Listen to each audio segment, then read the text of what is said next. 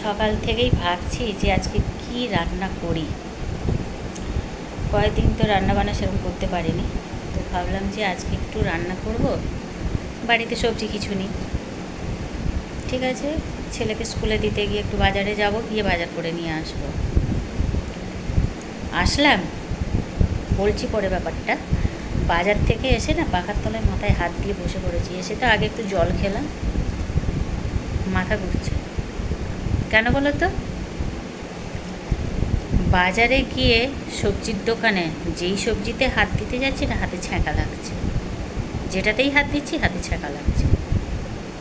কী কিনবো? এত সবজির দাম হয়ে গেছে গো,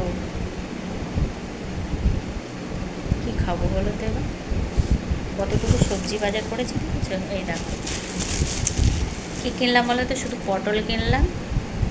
টমেটো যদি দাম এত হয় তো কী খাবে লোকে? হ্যাঁ, কুমড়োটা অবশ্য যতই দাম হোক আমার ছেলের জন্য একটু কিনতেই হবে, কারণ ও কুমড়ো খেতে ভীষণ ভালোবাসে। কুমড়ো সেদ্ধ খেতে ভীষণ ভালোবাসে। কুমড়ো সেদ্ধ খায়, ভাজা খায়, সবই খায়। তো যাই হোক, সবজি কিনতে গিয়ে এমন ছ্যাঁকা খেলাম যে গরমটা একদম মাথায় উঠে গেছে। বাড়ি এসে পাখার তলায় বসে পড়েছি মাথায় হাত দিয়ে। মানুষ কী খেয়ে বাঁচবে এবার বলো?